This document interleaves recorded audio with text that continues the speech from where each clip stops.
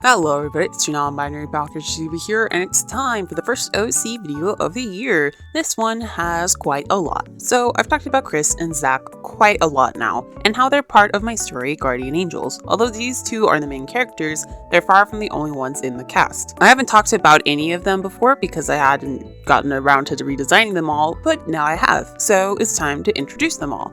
First, a little recap on this world. The story takes place in the afterlife, which is in an extremely liminal space that seems to change constantly. Angels have many different forms based on how they died and what they do. It's all run by the god of death, who decided to have Chris as their guardian angel.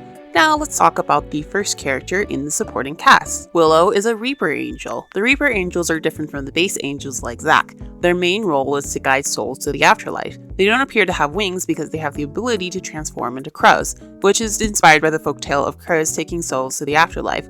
Willow died a long time ago from an illness and after some time became the captain of a Reaper team. Willow is very witty and enthusiastic, and she loves fashion and putting together outfits and styles for others. She can get irritable pretty easily and is pretty blunt with her opinions, but she's easy to get along with and has lots of friends. Willow's design is based on Lolita fashion, specifically gothic Lolita fashion, and over the years of designing her, I struggled a lot with that until I finally got to this design. I used a lot of round and swirly shapes to match her vibe and her fighting style, with her main weapon being two-sided scythe, because cool. She's also slightly eerie looking with her torn cape and her skin, so I think that works really well. All angels will look different from one another depending on how they died and other factors. For Willow, her illness caused her skin to go gray, which stuck with her into the afterlife. She's definitely one of my favorite designs. I really like this design for her currently. The work of a Reaper Angel can be a lot for a person to deal with since you have to witness deaths in order to be there in time to guide their souls.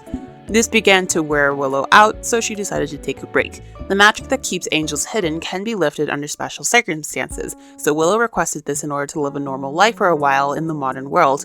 It was during this time that she met someone and experienced some tragedy, that character being Amelia. Amelia worked as a doctor/scientist for a special organization. The organization is actually the Gem Society. That's right, the same one from my story Moonstone, and it's now that I'm going to reveal that Moonstone and Guardian Angels take place in the same world, just in different realms. Amelia and Willow met and fell in love. Unfortunately, the facility that Amelia worked in was attacked by people called witch hunters, who are basically just against anything magic, which includes the gem wielders. They tortured and poisoned Amelia to get information out of her, and Willow didn't find out about this until it was too late to stop it, and she unfortunately also got there too late to be able to bring her soul to the afterlife. When this happens, the soul remains in the mortal world and reforms into a ghost, which is exactly what happened to Amelia. At this point, she actually doesn't know she's dead, and Willow doesn't want to say she is to avoid admitting she didn't save her. So she snuck her into the afterlife to try and find a way to turn her into an angel. Amelia is extremely smart and a pretty big nerd. She loves science and gemstones, and once she learned that Willow was an angel, she began researching more about the afterlife, simply to know more about it. She's also a pretty big talker and loves to info dump about her interests.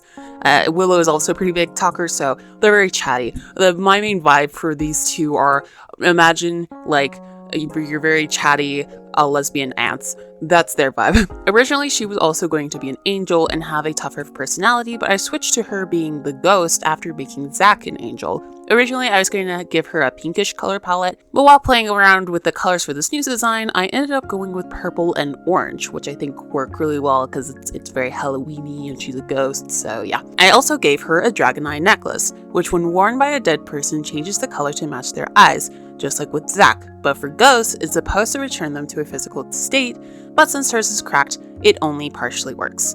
And her design is also very cyberpunky because of the fact that she was in the modern world before she died. And yeah, I really like her current design, specifically her hair. Her hair is fun to draw. It's very curly and cool. Next is Morgan, the god of death and the overseer of the afterlife. I've actually talked about them before, but back then they were two people, twins specifically. But I decided to change that since it was bloating up the cast too much, so now it's just Morgan. Morgan is actually a demigod, not a full god, which means that they've died as a full god before, but I won't talk about that much. They have been overseeing this version of the afterlife since its existence, and they're pretty good at it. Morgan is extremely dramatic and a big show-off. They love to perform and be fancy and over the top, but they also have a lot of problems and mental health issues from their past life, and unfortunately for a demigod, that appears in its own way. In this case, it's as its own separate consciousness that haunts them like a ghost, which I haven't designed yet, but I'll get around to it. They are the one that chose Chris as the new guardian angel, specifically for themselves. Guardian angels are actually given power above that of a demigod so they can protect them. Even though Morgan won't admit it, they know that they're weaker now and they could die again, and easier this time. In fact, I'm telling you that they're a demigod so that you know, but no one else actually knows in the story. They all just assume that they're a full-on god.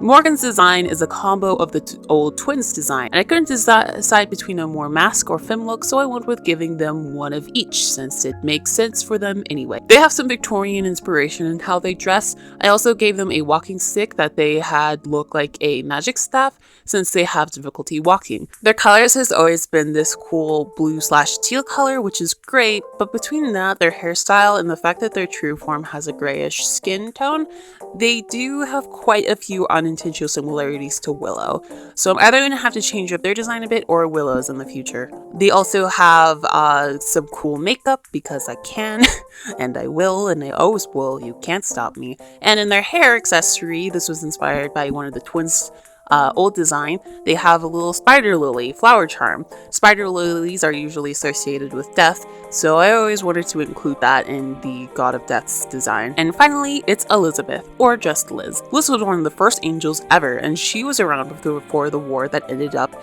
in certain worlds being isolated. She's the other guardian angel besides Chris, and since she's been doing this for a while, she's his mentor.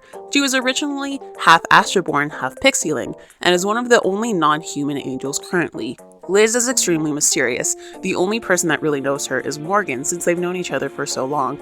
But she always has a very sad demeanor, and is always calm and quiet. Some tend to find her nice, but just very distant. She's been through a lot, and that's the main reason for that. She loves dance and music and finds comfort in those things. Liz's design is based on more masculine ballet outfits, but in a more battle-ready way. I've always struggled with making her design too ballet-esque, but I think I've got a good balance for her now. I added this cape to make the silhouette a little more interesting because I was struggling with that. I also decided to give her double wings to give her more of a seraphim vibe, and a bit of red to contrast the yellows. It also makes sense with how she died. By the way, E.V.A. isn't one of the main characters of Gateways named Elizabeth, has a yellow color scheme, and is also half Astroborn, half Pixieling.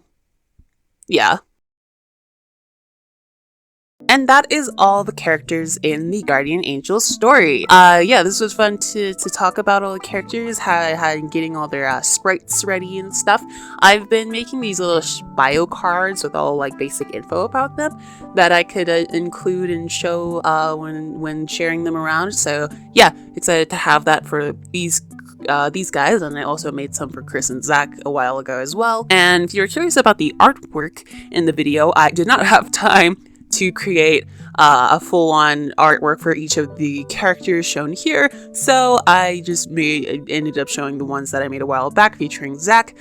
These are actually redraws of some older artworks I made of them back when they had a much different design. The first one is of this one. This is a redraw of this one that I made, and I had a good time with this. I struggled quite a bit with it. My main thing with this one was practicing like that light effect of where when you're in a dark room and you open a door, but it's only partially and only a little sliver of light comes through. That was my main thing, practicing that. And I think I definitely got that really well, but I was struggling a lot with the cropping and stuff, so I ended up having to crop it quite a bit after finishing it, but I do still like it.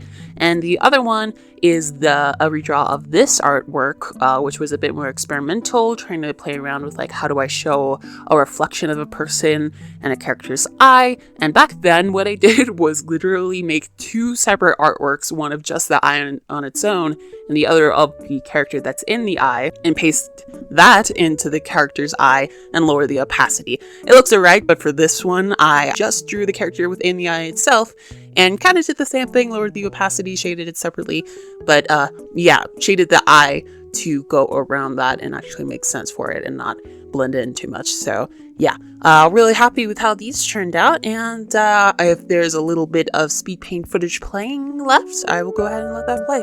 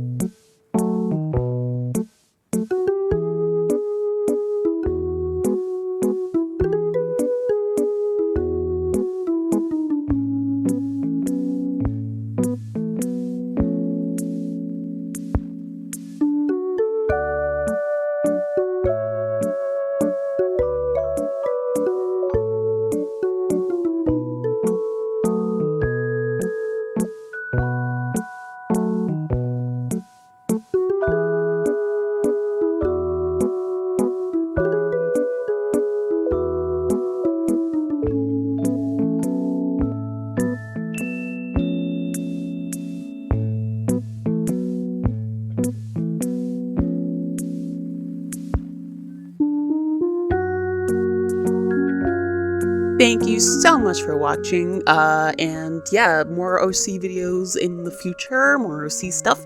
Very excited to talk about them, and yeah, if you enjoyed this, you can subscribe for more. I'll be showing stuff with these characters more in the future, because they're all great and I like them a lot. Thank you so much, as always, to Gibbous Rat for supporting me on Patreon. If you would like to support me on Patreon, you can get videos for early access. I usually tend to post them on the Wednesdays before the Sundays that I post them, and I'll occasionally post exclusive videos. And for this year, I am thinking about making exclusive wallpaper file downloads on there. So if you want some of that, you can subscribe to the Patreon for that. And yeah, I'm going to be adding some updates to the Patreon. So keep an eye out on that, and you can check it out in the description below. And that is everything from me. I will see you next time. Bye.